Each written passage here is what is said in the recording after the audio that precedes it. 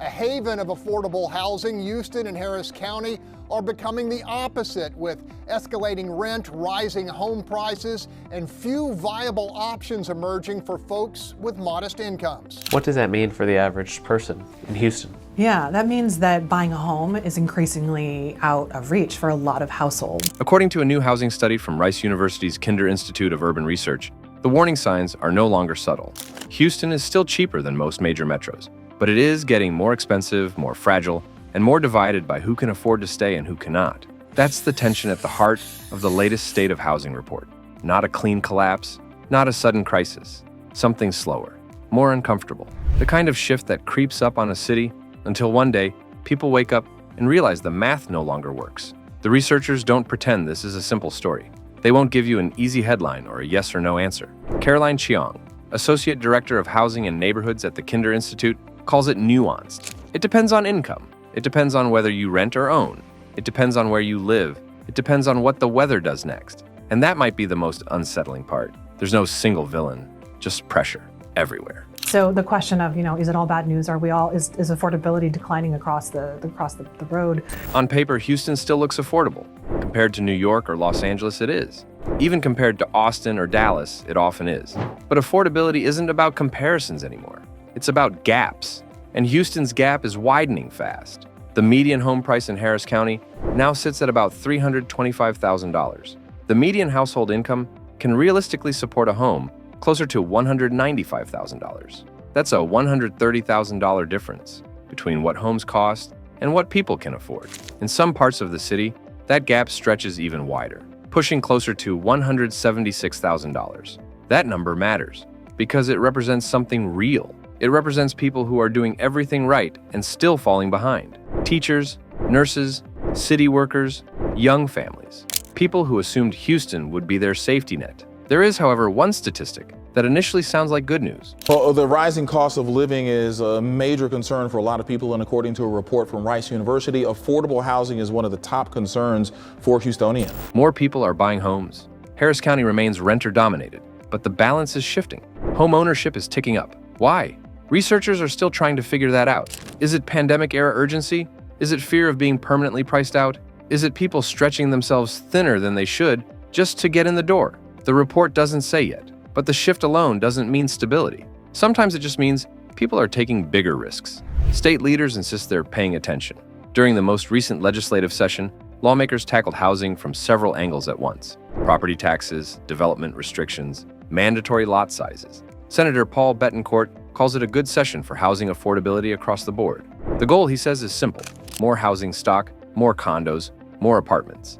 And for those who already own, significantly lower school tax bills. That sounds reassuring. It was really a very good session for housing affordability across the board. But even lawmakers admit the problem isn't going away. Not anytime soon. Because affordability is no longer just about supply and demand. Climate is now part of the equation. And Houston, sitting low and flat on the Gulf Coast, feels that more than most. According to the Kinder Institute report, 20% of residents live in a floodplain or floodway. A quarter lack conventional heating. 5% don't have complete plumbing. These aren't abstract statistics. They are vulnerabilities. And climate stress turns vulnerabilities into costs. Insurance premiums, repairs, energy bills, missed work, displacement. Chiang puts it plainly. The intersection between housing and climate is something Houston hasn't been paying enough attention to. And the weather, she says, is not getting more gentle. We need to push for changes or pay increased attention, really. And then on the climate side, encourage policymakers and community members to get ready. That intersection is where Houston's affordability problem starts to look like a national warning sign. Across the country, climate change is compounding housing costs, especially in low-income and underinsured neighborhoods. Flood risk, heat risk, insurance risk, all rising together. Houston just happens to be one of the clearest examples, which makes what's happening near Hobby Airport all the more intriguing. On a 13-acre stretch of land, a development called Zuri Gardens is quietly challenging almost every assumption about affordable housing. We're constantly seeing land costs rise, construction costs rise, and we're thinking about how do we achieve affordable housing that's resilient to Houston's climate. It's not flashy in the way luxury towers are flashy, but it's radical in its own way. This will be Houston's first large-scale affordable housing community built using 3D printing. 80 homes, printed, not framed. So this is Zuri Gardens. It's Houston's first 3D printed hybrid home community. Concrete, not lumber. Designed to resist flooding, mold, and extreme heat. I was like, that's exactly what we need for Houston. Priced in the mid to high $200,000, with down payment assistance of up to $125,000 from the city of Houston. And we're at the intersection of technology and attainability, which is what we're really excited about. For a city staring down an affordability cliff, it feels almost futuristic, and maybe that's the point. The people behind Zuri Gardens argue that affordability doesn't have to mean fragility. In most markets, it does. Cheaper homes usually mean thinner walls, cheaper materials, and faster deterioration. Lower income buyers often get stuck with housing that costs more in the long run because it breaks, leaks, or fails when the weather turns. Zuri Gardens is betting on the opposite logic. Every home is built using the same proprietary concrete blend, the same machines, the same reinforced system.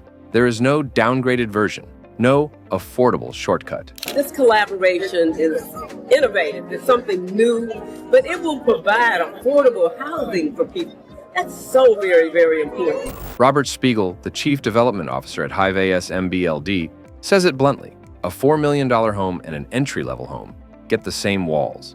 That uniformity is what makes the model work. The technology doesn't discriminate by price point. The materials don't get cheaper because the buyer has less money. And that changes the entire value proposition of affordable housing. At first, Spiegel says, people didn't know what to think. They imagined cartoon houses, something flimsy, something experimental. But once buyers walked through finished homes, the reaction shifted. These are solid, quiet, cool inside, strong, homes you don't have to apologize for. That matters more than it sounds because dignity is an underrated currency in housing policy. Zuri Gardens homes are about 1,360 square feet, 2 bedrooms, 2.5 bathrooms, a flexible bonus space, covered patios designed for year-round use. Not massive, not tiny, just normal. And that's what makes them disruptive. So we're on 13 acres. There will be 80 homes, 2 bed, 2.5 bath, mid to 200s to upper 200s. They'll have an office space, a covered patio. The construction process looks like science fiction. Large robotic printers on tank-like tracks lay down concrete layer by layer, forming the structural walls. Once printed, the mechanical, electrical, and plumbing systems go in like a traditional build. Then, the walls are backfilled with concrete foam, creating what's known as a mass wall. The result is a structure that's insulated, energy efficient, and far more resilient than wood frame construction. In Houston, resilience isn't a luxury. It's an insurance strategy. We'll have some 3D printed pavilions in the communal area, 3D printed benches for the community to come out and enjoy. According to Realtor.com's latest climate report, Houston homeowners spend an average of 1.5% of their home's value on insurance premiums every year. That's dangerously close to the 2% threshold considered unaffordable. But structures built to withstand floods, mold, and heat are easier to insure, cheaper to insure. Spiegel says insurance carriers love them. They see low risk. Then there's cost. Lumber and labor are the two biggest expenses in traditional construction. 3D printing slashes both. Weeks of labor become days. Fewer subcontractors, less waste, fewer weather delays, and when those savings stack up, they get passed on to buyers. Many people ask, what's the speed? How quickly can you build a 3D printed home? It is significantly faster. There's also comfort. The mass wall effect naturally regulates indoor temperature, lower HVAC needs, lower energy bills. In a city where summer feels endless, that's not a perk, it's survival. Durability plays a role too.